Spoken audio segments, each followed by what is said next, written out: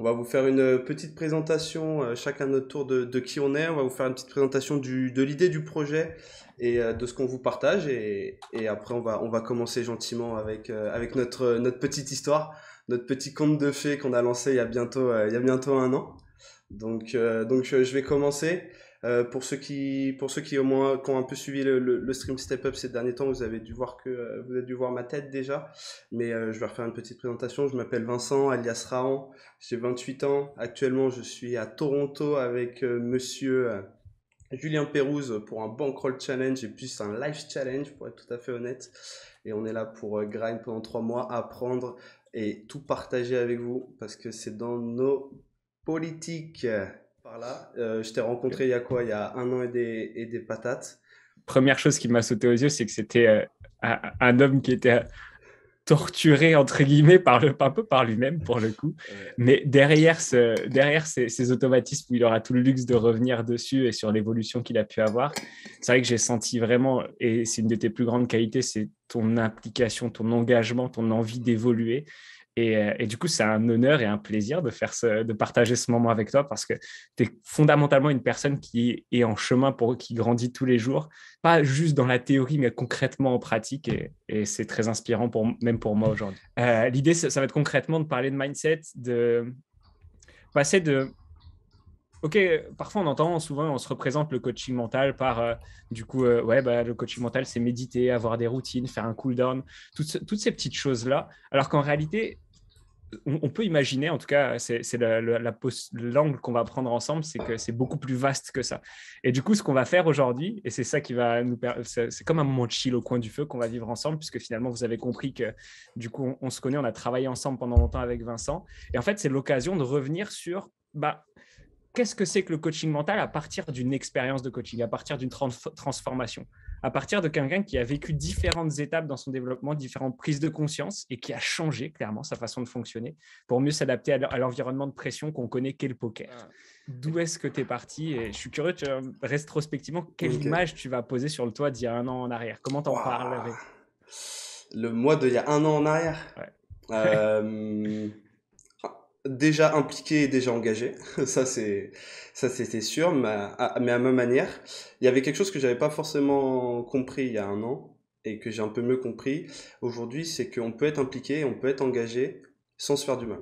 On peut le faire en étant juste serein, en étant léger. On a le droit d'avoir peur, on a le droit d'avoir des doutes, on a le droit à des moments même de se faire du mal à des moments, mais Alors, est-ce que tu peux définir ce que c'est que se faire du mal pour toi et peut-être en ouais. parallèle parler de la plus grosse difficulté que tu avais à l'époque parce que tu imagines bien sur un an de transformation, il y a plein de choses qui se passent. Mais si on devait mettre en perspective, c'est les grosses briques, Si, les si je devais grosses choisir changements. la plus grosse difficulté que j'ai eue, Ouais. là c'est une vraie question ça. La plus grosse difficulté que j'ai eue, euh, ouais, je pense que c'est l'appréciation, ouais, je pense. Je pense que c'était l'appréciation et la satisfaction. Je pense que c'est vraiment les deux mots qui me reviennent. Donc à ça, ce serait intéressant de savoir ce que le chat déjà pense par rapport à ces deux mots, voir si pour eux c'est la même chose, s'il y a une différence ou pas. Mais j'avais beaucoup de Et- mal à me satisfaire. Beaucoup, beaucoup de mal à me satisfaire. De ok. tout. Des choses qui m'arrivaient dans la vie, de ce que je faisais, de ce qu'on me donnait, de ce qu'on me disait, de ce que je disais, de ce que j'imaginais, de ce que je pensais. En fait, je n'arrivais pas j'arrivais pas à être content de moi après avoir fait une action, en fait. Ok.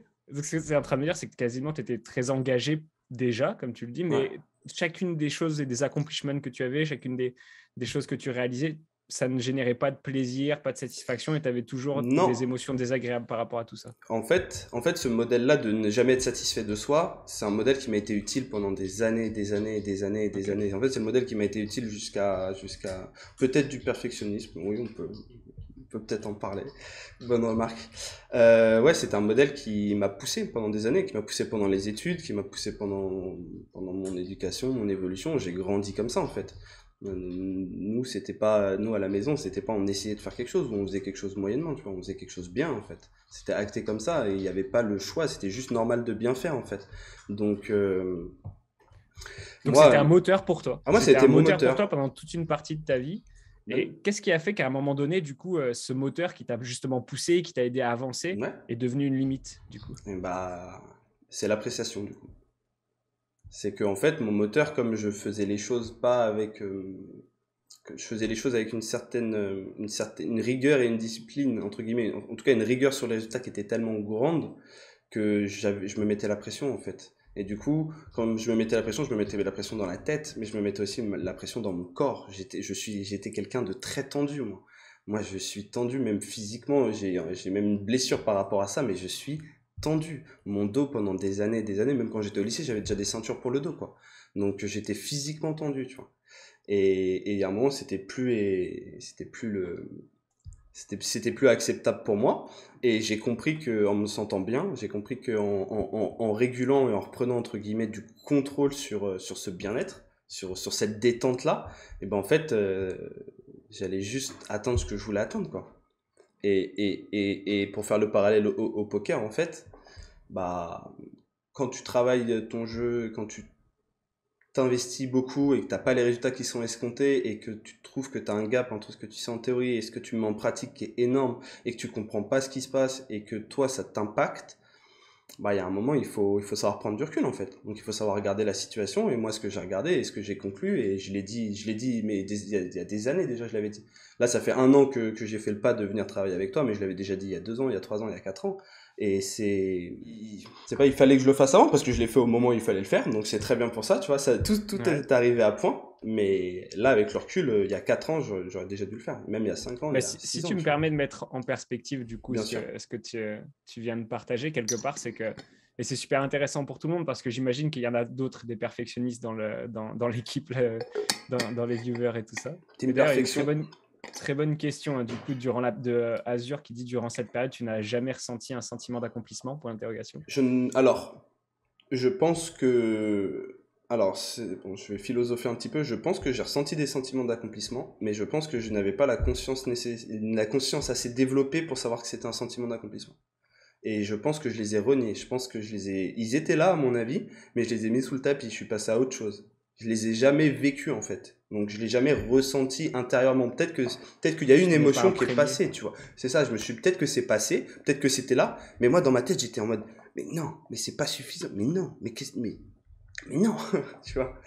Donc, Et du coup, ouais, c'est exactement ça. Du coup, c'est une excellente question puisque la perspective que je voulais mettre, c'est quelque part, si tu fonctionnais comme ça jusqu'ici, ouais. justement, il y avait un réel avantage. C'est-à-dire que Ouais, ton modèle de fonctionnement t'a aidé à réaliser, certainement à participer à te faire réussir tes études et à réaliser plein d'autres choses dans ta vie.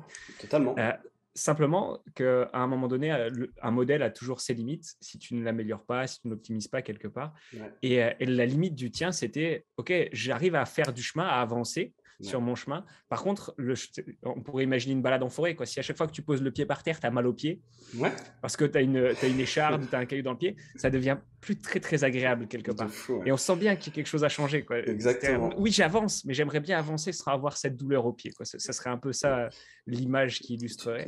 Je ne pouvais pas me satisfaire tant que j'avais pas atteint l'objectif rêvé, tu vois. Et pour moi, l'objectif rêvé, c'était la perfection. Sauf que ça Ouais, n'existe pas, tu vois. exactement. Donc, c'est le profil de quelqu'un qui est sans cesse insatisfait, qui quelque part va pas apprécier le chemin Ouais, de la vie. Du coup, de la ça peut être. frustration. Et ouais, tu vas générer, en fait, Mm. tu crées, en fait, en termes d'expérience, c'est que tu crées de la frustration, tu crées du manque, tu crées des émotions désagréables. Et je suis très curieux, du coup, de te questionner sur, parce que c'est intéressant de mettre en perspective le problème, entre guillemets, la limite, parce que Ouais. problème, c'est un mot fort quand même. Mais quel a été le chemin, en fait, pour passer de je suis perfectionniste et j'apprécie pas réellement mes accomplissements, je suis toujours la tête dans le guidon, à, OK, comment t'es passé à j'arrive à apprécier le chemin, j'arrive à apprécier certaines des choses que je fais et du coup à transformer un peu ton expérience quelque part, puisque Alors ça, aujourd'hui tu as l'air quand même assez, tu vois, genre tu as le sourire, ouais, je suis on sent que tu content, vibres hein. des trucs positifs. Ouais, de fou. Elle est très, très, très forte, ta question. Elle est très, très... J'ai commencé par faire la même chose que j'ai fait toute ma vie. J'ai essayé de comprendre. J'ai essayé, exactement. J'ai essayé de comprendre. J'ai essayé de comprendre. Mais il y a un moment, tu peux comprendre. Tu peux savoir ce qui se passe, mais c'est pas ça qui va te faire te sentir bien, c'est pas ça qui va te détendre, c'est pas ça qui va te satisfaire en fait. Donc la partie où tu comprends ce qui se passe, donc moi après là c'est venu avec le travail, mais j'ai essayé de comprendre un peu les insights, ce qui se passait dans ma tête, et après je me suis dit mais arrête, arrête de comprendre. Pourquoi tu veux comprendre? C'est pas ça c'est pas en comprenant que tu vas te sentir bien, c'est en faisant quelque chose. Ouais, si tu me permets C'est en... d'abonder dans ce sens-là, Vas-y, c'est que vas-y. c'est quelque chose de très récurrent. Parmi les personnes avec qui je travaille, souvent on a des personnes qui sont à la recherche de la solution, la bonne théorie, la Ouais, bonne compréhension. ouais. Et quelque part, du coup, il y a une réelle différence entre avoir une connaissance et la mettre en pratique. Entre être un théoricien et être un praticien. Et c'est vrai que tu étais à ce moment-là, tu cherchais à comprendre, mais pourquoi est-ce que je fais ça? D'où est-ce que ça Mhm. vient? Et tu sais, c'était sans Mais, cesse les mêmes questions qui revenaient en boucle jusqu'à ce que tu finisses par sortir de ton labyrinthe, entre guillemets, et à te dire, OK, changeons quelque chose. Si je voyais les choses d'une perspective différente. Et du coup, je exactement. suis curieux de savoir quels ont été les premiers crans, tu sais, Mais, si à l'image genre d'une roue de vélo, c'est quoi qui a cranté et c'est quoi bon, les... je pense que c'est les discussions avec l'entourage, hein. Moi, ça fait des années et des années que ma maman, elle me dit pète un coup, hein, Vincent. Lâche-toi, hein. Laisse-toi aller, hein. Calme-toi, détends-toi. Tranquille, te prends pas la tête, c'est la vie, tu vois. Et à force qu'elle me le répète, ça s'est passé d'année en année. Et en fait, sa phrase, elle a pas changé, son intention, elle a pas changé, mais moi, mon niveau de conscience, encore une fois, il change, il change, il change. Et cette phrase, je l'apprends, mais vraiment différemment au fur et à mesure, en fait. Et du coup, bah, quand tu te rends compte que ça fait 6 ans, peut-être 7 ans qu'on te dit cette phrase-là, et que toi, tu te sens encore en tension, bah, il y a un moment, il y a un déclic naturel qui se fait et qui dit, mais qu'est-ce qui m'arrive, en fait? Qu'est-ce qui se passe, en fait? Bon, où est-ce que tu veux aller? Et bah, quand tu réponds à ces trois questions-là, tu comprends que ce qui se passe, c'est que tu te mets des bâtons dans les roues. Tu comprends que ce que tu vis, c'est une forme de mal-être. Et tu sais que là où tu veux aller, qui est rien d'autre que champion du monde, c'est pas dans le mal-être que tu vas y accéder, quoi. C'est pas comme ça, en tout cas, que moi j'ai envie d'y accéder. C'est-à-dire que si un jour ça arrive et que c'est arrivé et que c'était dans le mal-être, mais je crois que j'aurais du mal à me regarder vraiment, tu vois. J'aurais du mal à l'accepter parce que c'était dans la souffrance et c'est pas du tout ça que je. Donc moi ce que j'ai envie c'est d'atteindre les choses mais de profiter du chemin et de le vivre et de l'aimer et de l'apprécier et de m'en satisfaire et c'est ok de pas s'en satisfaire par moment, tu vois. Il n'y a pas de souci, il y a des moments où tu peux ne pas apprécier, tu peux ne pas te satisfaire, mais de manière générale tu dois juste être bien, en fait. Tu dois être... Enfin, c'est pas tu dois, c'est j'ai envie, moi, au profond de moi, de me sentir bien, d'être allégé. J'ai pas envie d'avoir des crises d'angoisse qui montent pour rien. J'ai pas envie de me faire des films parce que j'ai un cerveau qui fuse, tu vois. Ok, très intéressant la réponse. Et encore une fois, je vais me permettre de la mettre en perspective, histoire d'éduquer un petit peu et de partager quels sont les points clés Ouais, qui sont et mettre des mots pour comprendre le processus. Parce que quelque part, c'est quoi le processus par lequel tu es passé? Premièrement, c'est la prise de conscience de ok, j'ai une limite et mon modèle a des limites, c'est ouais. insatisfaisant. La deuxième chose que tu es passé, c'est par définir ce que tu veux. Tu l'as dit très bien, qu'est-ce que je Mhm. veux? Donc, tu as redirigé non plus ton attention sur tout ce que tu ne voulais pas, sur tout Exactement. tu n'as plus porté ton attention sur ce qui crée du mal-être, de la tension, etc. Tu as porté ton attention sur qu'est-ce que je veux clairement, où est-ce que je veux aller. Ouais. C'est la deuxième étape. Troisième étape, il a pris une décision. Il a pris une décision clairement et la décision de c'est là-bas que je vais aller. C'est là-bas que je vais aller. Et ce qui est magnifique dans le témoignage qu'il nous partage là, c'est qu'il allé chercher une ressource dans son expérience de vie, dans une phrase qu'on lui a donnée, qui était dans son esprit, c'est déjà un chemin mental qui existait, mais qui n'avait justement jamais expérimenté la Ouais. différence entre la théorie et la pratique. C'était là, quelque part, je ne sais plus exactement les mots que tu as utilisés, mais tu l'avais mentalement, mais tu ne l'avais pas dans ton expérience. Et du coup, la décision a été, OK, je vais mettre en pratique ce cadeau qu'on m'a fait et je vais Mhm. commencer à percevoir les choses avec cette perspective. Et quand tu Exactement. dis, c'est OK de encore être insatisfait, etc., Bien il met sûr. l'accent sur quelque chose de particulier. C'est que à l'image d'une route, quand on l'abandonne, elle existe toujours. Elle est toujours là. Le chemin mental de l'insatisfaction et de la frustration, il l'a entraîné et fonctionné comme ça pendant longtemps. Donc les connexions neuronales existent. Il peut recréer cette expérience-là. Maintenant, si pendant un moment, on arrête d'emprunter ce chemin, si pendant un moment, vous laissez une route ou une maison pendant 2 ans inhabitée, qu'est-ce qui va se passer? La nature, elle reprend ses droits. La nature reprend ses droits.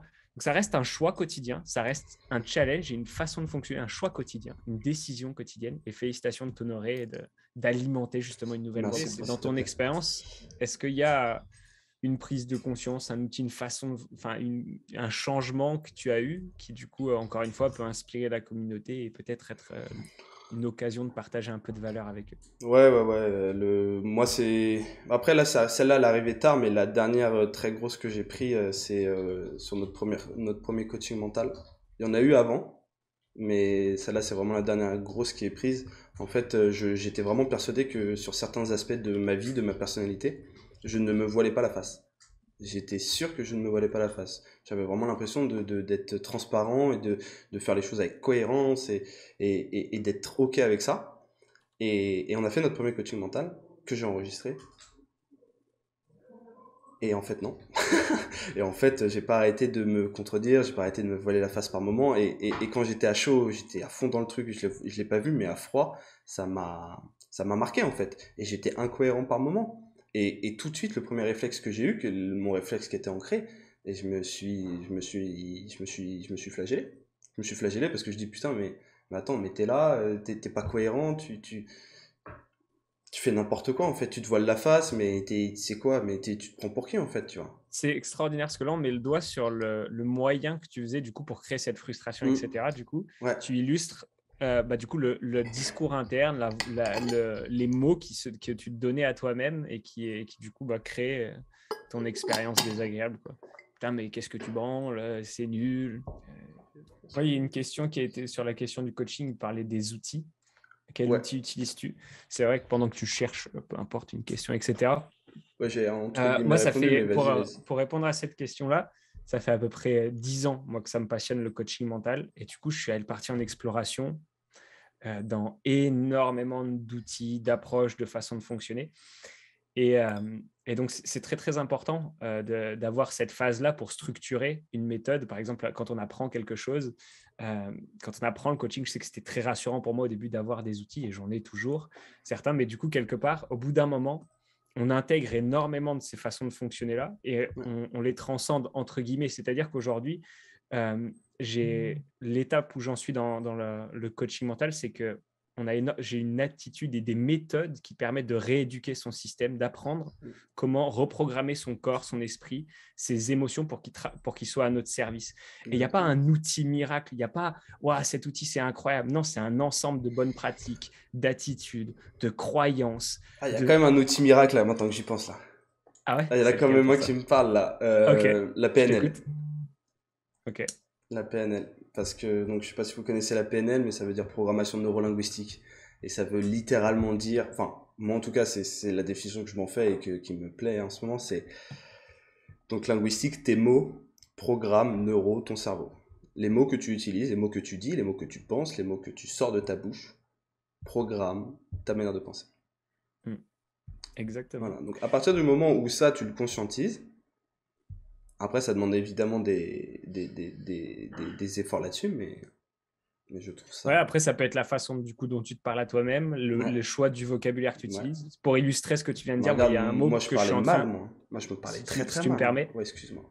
s'il y a un mot, moi, il y a un mot sur lequel je travaille pour illustrer en ce moment, c'est que quand on te propose quelque chose, enfin, avec plaisir, je ne sais pas si on utilise tous plus ou moins ce mot-là, et je Mhm. me suis rendu compte que c'est un mot générique. Parfois, on dit avec plaisir parce que réellement, ça nous fait plaisir. Est-ce que tu veux un verre d'eau? Avec plaisir, du coup. Mhm. Et parfois, on l'utilise dans des contextes où on dit avec plaisir, mais c'est plus une posture sociale. Une Et du coup, quand j'ai politesse. envie de mettre de l'emphase sur le avec plaisir, je fais cet effort-là consciemment et ça demande une vraie pratique consciente parce que c'est assez automatique, l'utilisation de nos vocabulaires et la façon dont on construit nos phrases. Et je me force en ce moment à dire avec joie. Mhm. Avec C'est vrai, joie, et ça a une toute signification. Et ce que je ressens quand je mets ce mot-là est différent de quand je dis avec plaisir. Et c'est un Mhm. détail, mais c'est un détail de taille. Ça Mhm. change mon expérience. Bonsoir, merci pour le partage. Comment tu te détaches des émotions de frustration sur le présent au table? Ça, c'est une bonne question, ça. Je pense que, je pense que la première chose qu'il faut faire pour se détacher des émotions, c'est de les laisser venir à toi et te prendre. Bah déjà, avant tout. Est-ce que l'émotion qui te vient sur le moment, c'est de la frustration? Est-ce que tu es sûr de ça? Est-ce que tu sais que cette émotion-là, c'est de la frustration? Si oui, tu en es sûr, ouais, là, tu en fais quelque chose, tu l'acceptes, elle vient, elle t'impacte, et après, tu rediriges ton attention où tu as envie de te diriger. Mais est-ce que c'est vraiment de la frustration? Est-ce que c'est pas une autre émotion ou juste tu sais pas mettre un mot dessus, tu vois? Donc, moi, ce que j'aurais tendance à faire, c'est à le dire. C'est-à-dire que ça vient, je dis, oh putain, il y a quelque chose qui vient. Tiens, putain, on dirait que c'est de la frustration. Ok, je suis frustré, je l'accepte. Ok. Où est-ce que je veux mettre mon énergie? Ok, je vais mettre mon énergie sur me sentir bien. Je vais mettre mon énergie sur me détendre. Je vais mettre mon énergie sur aller gagner un tournoi. Je vais mettre mon énergie sur aller voir ma copine. Où est-ce que je veux mettre mon énergie? Très bien. Et je me dirige, une fois que j'ai accepté, je me dirige vers l'endroit où je veux mettre de l'énergie. Donc il y a de la frustration qui est en moi, c'est ok. C'est ok. Où est-ce que je vais mettre mon attention? Une phrase qui illustre très bien ça, c'est « tout ce à quoi tu résistes persiste ». Si tu Mmh, combats, c'est vrai ça. si tu combats et que tu rejettes quelque chose qui t'appartient, que tu as créé, puisque c'est ton émotion. Mhm. Peut-être que le contexte a influencé cette émotion, mais ça reste une expérience que tu vis à l'intérieur de toi. Tu es responsable. Et c'est d'ailleurs une des clés. Prendre conscience que tu es responsable de cette émotion, c'est toi qui l'as créée. Exactement. Et si objectivement on voulait l'illustrer, il y a bien des gens qui arrivent à vivre autre chose face à ce contexte-là. Mais C'est oui. quoi la variable qui diffère? C'est toi. Et du coup, la façon dont les chemins que tu empruntes émotionnels, mentaux. Ouais, Et donc, du coup, quelque part, il y a une grosse dimension dans ta réponse de être présent à ce que tu vis réellement, accepter, observer. de fou. C'est quelque chose, moi, que j'ai découvert très jeune grâce à ma grand-mère qui adore la philosophie Ouais, je me bouddhiste rappelle et qui m'a transmis ça, de l'observation de ce qu'on est en train de vivre. Moi, à 14 ans, j'avais déjà cette ancienne... Moi, j'ai de la chance, je m'en rends compte, mais à 14 ans, on m'avait déjà appris à, OK, quand tu as de la peine, quand tu as de la colère, tu as de la douleur, observe, regarde ce que ça dit de toi. Et c'est une très, très belle dimension. Et la suite de ce que tu as décrit, Vincent, c'est, OK, tu mets cette énergie, une émotion, c'est une énergie, Ouais. dans une autre direction. Tu prends une décision, tu la réorientes, tu la mets à ton service, au service de l'objectif que tu veux atteindre. Et là encore, il y a plein de façons de le faire, mais ça reste le choix d'emprunter un chemin différent. Et donc, quelque part, c'est une des choses, je ne sais pas si tu te souviens, je t'en avais parlé comme ça, Oui. quand je parle du coaching mental, c'est une façon dont j'ai l'habitude de le partager, c'est que j'ai une valeur liberté très, très forte. Je pense que la liberté est ultra importante. On parle de liberté physique, de liberté de temps et tout ça, mais il y a une réelle liberté intérieure pour moi. Et c'est ça que mon cheval de bataille, quelque part. C'est quoi la liberté intérieure? C'est avoir la possibilité de fonctionner autrement qu'au travers de nos automatismes. C'est-à-dire, qu'est-ce qui nous emprisonne? Qu'est-ce qui t'emprisonne quand, du coup, tu génères de la frustration à ta table? Parce que tu aurais envie d'expérimenter autre chose. Tu aurais envie d'avoir la foi dans le fait que, en fait, peu importe, à un moment donné, je vais finir par performer. Je le sais au fond de moi. Ouais. Peu importe les résultats du moment, je fais ce qu'il faut, je suis aligné. Tu aimerais te sentir comme ça, mais tu ne peux pas. Pourquoi? Parce que tu as des automatismes. Tu t'es entraîné à fonctionner de cette façon-là. Et c'est tout le travail et la beauté du chemin, c'est justement rediriger, reprogrammer, être quelqu'un d'autre, de travailler son attention. Ce serait du coup, parce que c'est quelque chose que moi j'aime beaucoup faire en ce moment, c'est la qualité de présence qu'on peut avoir dans chacune des expériences qu'on vit dans sa journée. Quand tu bois un verre d'eau, tu bois un verre d'eau. Quand je bois un verre d'eau, je bois un verre d'eau, je suis focalisé sur cette expérience-là. Quand je donne des mots, comme je suis en train de le faire là, je mets toute la force de mon intention, de ma focalisation pour transmettre le maximum que je peux dans chacun des mots que je donne. Quand je vais aller simplement regarder un paysage, je vais m'imprégner de tout ce que mon œil peut discerner comme détail dans l'instant. Et en fait, c'est quasiment une pratique quotidienne qu'on peut avoir. C'est une posture mentale qui est celle de l'appréciation, celle de la qualité d'être. Et au final, on est quand même sur Terre pour ça, quoi. On est là pour kiffer. Hein. Je crois que quelqu'un l'a dit plus tôt dans le chat. On est là pour kiffer. Exactement, on est là pour se faire prendre plaisir. C'est une très belle façon d'entraîner son focus parce que ça fait une chose en plus de ça, que vous aidez aux tables de poker. Ça décuple votre bien-être et votre présence au quotidien. Parce que c'est vrai que c'est facile quand on est passif derrière un écran et qu'on regarde deux gens parler, c'est facile de se dire ah ouais, c'est une bonne idée. Et de là à prendre la décision de le faire, qui peut-être dans les 5 minutes qui vont suivre, tu sais, quand tu vas te faire à manger ce soir, être présent à ce que tu fais quand tu découpes tes légumes. Ça, Oui, c'est la mise en pratique et ça va donner une autre consistance au savoir, puisque ça va passer d'une savoir totalement. à une pratique, La cuisine méditative et la pleine conscience, c'est purement de la pleine conscience. Et ça repose. Et ça, par exemple, moi, ça m'aide à virer le brouillard. On parlait de la déconcentration. Merci, j'ai réussi à revenir dessus. Bien joué.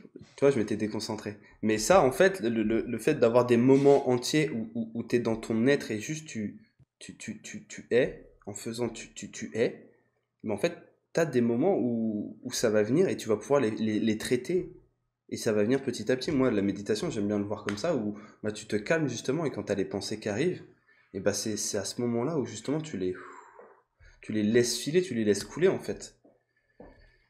Se créer cette zone de flow-là, comment est-ce qu'on peut la répéter le plus souvent? Comment est-ce qu'on peut faire pour qu'elle soit la plus longue possible? Comment est-ce qu'on peut optimiser ça en final? Est-ce que justement, tu vois, les warm-up, quel est le principe du warm-up? Le warm-up, il a aussi pour principe de t'aider à te mettre dans le flow. Moi quand je fais Ouais. quand je fais des warm-up, c'est un signal que j'envoie à mon cerveau. En tout cas, c'est comme ça que j'aime le voir, mais j'envoie un signal à mon cerveau qui lui dit: Hey capitaine, en général, quand je fais ça, dans la demi-heure ou l'heure qui suit, en fait, je vais enchaîner la zone pour quelques heures, tu vois. Donc, prends-le en note, tu vois. Et j'ai l'impression que ça le Ouais. facilite, tu vois, à être routinier, à avoir toujours les mêmes warm-up, un peu, et à poser cette intention. Et ça revient avec ce que tu disais tout à l'heure avec Vive le verre d'eau. Quand tu te poses l'intention, quand tu te mets dans ton warm-up cette intention d'être bien dans ta session, d'être bien connecté, d'être en phase, bah ça t'aide forcément plus à le déclencher, en fait. Comment on peut voir ça pour les personnes qui sont Ouais. qui nous regardent? C'est un entonnoir en fait. C'est une phase de transition. C'est comme un Mhm. sas de décompression. Imagine, tu vas aller dans l'espace. Ouais. Bon du coup, tu passes par un sas de décompression. Tu passes par une transition entre le moment de ta vie de tous les jours Mhm. et le moment de la performance. Et c'est ça le warm-up, c'est cette phase de transition.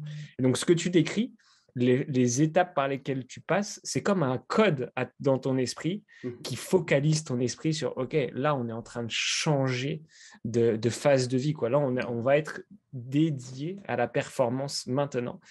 Et par le processus que tu as créé, c'est des étapes que prend ta conscience pour être orienté, stick aller vers la Et performance. je crois que Comment, maintenant que tu y es, du coup, et maintenant que tu as dépassé ce doute et cette incertitude, que tu as pris cette décision-là, comment tu te sens là? eh ben écoute, là, pour être tout à fait franc, je me sens excellemment bien. Euh, Ça fait une semaine, bah là, ça fait vraiment une semaine ouais, 12 heures que je suis arrivé. Donc, ça a commencé très très fort. Bah, littéralement, je suis arrivé, j'ai posé mes affaires, je suis parti en Twitch. On a fait la victoire avec Julien ensemble et c'était incroyable. J'ai passé la semaine à travailler, à me lever tôt, à me coucher tard, à me lever tôt, à me coucher tard, à préparer le bureau, à préparer le programme, à me préparer moi. Du coup, on a tout préparé et moi je viens d'arriver et je suis arrivé littéralement avec un sac à dos, une valise, tout mon système informatique. Enfin, j'ai tout pris donc j'ai rien, j'ai pas d'affaires, j'ai de quoi tenir peut-être une semaine. Et du coup, ça me demande encore plus de rigueur, encore plus de discipline et j'adore parce que je me régale. Donc je suis On vraiment discutait mis en off, en. Ouais. on discutait en off avec Jus tout à l'heure là, pendant la pause, où on parlait de ces actes quand tu fais quelque chose qui te passionne.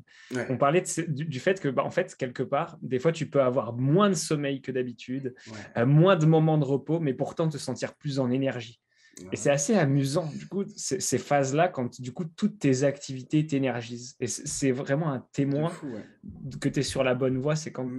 tu as beaucoup de choses dans ta vie qui te donnent de l'énergie plutôt que qui t'en coûtent. Ça, c'est vrai. Et c'est assez beau à quel point on peut transcender quelque part des limites du corps, des limites de l'esprit. Comme moi, ça m'est déjà arrivé d'arriver, tu vois, genre, chez quelqu'un, d'avoir envie de pisser, clairement, et d'avoir tellement une qualité de discussion que mon corps a arrêté de me donner cette information, Ouais. ou Ouais. d'avoir pas dormi pendant 24, 48 heures, mais parce qu'encore une C'est fois, ça, ouais. l'intensité du moment est tellement puissante que du coup, tu es porté par ce que tu vis. Et je sais que, bon, Julien étant quelqu'un qui aussi est énormément dans l'action, énormément, et qui vit beaucoup d'expériences qui le nourrissent, je sais que Oui, c'est quelque chose sur lequel on a échangé, on vous le partage, bien du coup, sûr. ce qui était là en off. Parfois, nos expériences, nos énergies, Ah et c'est bah un clairement, beau cadeau. clairement là cette nuit on a dormi 3h40, 3h30. Ça doit être quelque chose comme ça. Ce soir, Pourtant, tu as l'air d'avoir la patate. bah, ce soir, bah oui, patate. Ce matin, on avait rendez-vous pour la macro-gestion. On a fait le sport, on a fait une petite phase de méditation, piscine hammam, enfin piscine sauna, pardon. On est revenu, on a préparé, et voilà, tu vois. On est dans le flow en fait. Bon environnement, ça. Donc très bon environnement. Moi, je trouve qu'il y a une très grande qualité au fait justement de trouver de l'énergie, de se nourrir de l'énergie partout. Je pense que, encore une fois, moi je l'ai toujours dit, mais sur le long terme, sur le moyen terme, il faut savoir avoir des phases de repos, il faut savoir se reposer. Moi là, cette semaine, il y a un soir où j'ai dit ok, ce soir, je dors. Et je me suis mis, je sais pas, je me suis couché à 21h, je me suis couché levé, il était 8h. J'ai fait une nuit, mais j'avais pas fait une nuit comme ça depuis tellement longtemps et ça m'a fait énormément de bien. Et ça Alors, on me. les apprécie, celles-là. Ah ouais, celle-là, on les apprécie, hein. Oh là là, Ouais. fouah. Ah ouais, en plus, il y a plein d'autres petits détails, mais le sommeil, c'est pas forcément évident de la manière dont j'ai fait les choses, mais on se débrouille. Et, euh, et ouais, je pense que sur le long terme, il faut faire très attention à ça. Il faut quand même très bien gérer son énergie parce que quand tu veux arriver le soir en deep run, il faut que tu sois plein gaz, quoi, feu flamme. Donc Hmm. faut pas hésiter. Mais ouais, se nourrir, être à deux, être physiquement présent, ça amène juste tout. Et puis c'est de la discipline aussi. Je te dis, moi, les habitudes du matin, c'est ça qui te permet en fait de pouvoir tenir. Parce que tu comprends en fait. Tu comprends quand tu le fais, pourquoi tu le fais. Tout à l'heure, il y avait un sac de frappe. Je suis rentré dedans et je savais pourquoi je rentrais dedans et j'ai mis une intention dedans et il y avait un peu la tension du corps là qui partait dans les coups, tu vois, et justement on évacue, ça a fait du bien, du bien.